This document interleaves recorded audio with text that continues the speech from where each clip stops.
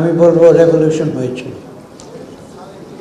প্রথম যুক্ত করেছিলেন আমাদের নেত্রী দেশনেত্রী বেগম খালেদা জিয়া।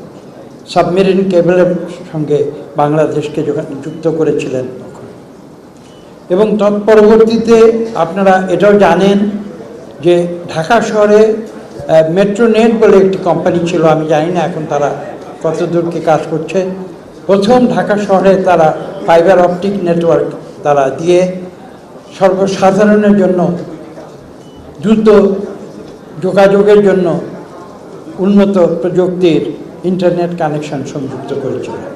এবং বলা বাহুল্য তখনকার দিনে কিন্তু পৃথিবীতে মাত্র কয়েকটি শহরে, শিকাগো, টোকিও এবং খুব সম্ভবত লন্ডন, এই তিনটি শহরে এই ধরনের যোগাযোগ ব্যবস্থা ছিল এবং তৎপরবর্তীতে ঢাকা তার সঙ্গে যুক্ত হয়।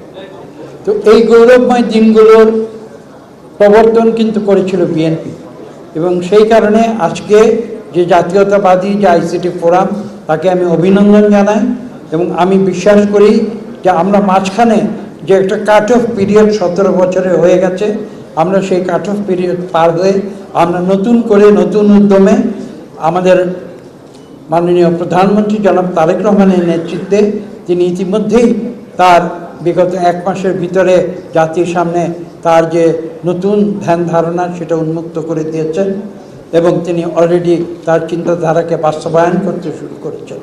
এবং আমি বিশ্বাস করি তার নেতৃত্বে আগামীতে বাংলাদেশ আইসিটি ক্ষেত্রে শুধু দেশের অভ্যন্তরে নয়, সারা বিশ্বে আমাদের যে নতুন প্রজন্ম, সেই নতুন প্রজন্মের যে দক্ষতা এবং তাদের যে জ্ঞান, তার বিকাশ তিনি করবেন এবং বাংলাদেশকে তথ্য প্রযুক্তিতে পৃথিবীর শীর্ষ দেশগুলোর সঙ্গে কম্পিটিশনে তিনি নিয়ে যাবেন, এই বিশ্বাস আমার আছে। আমি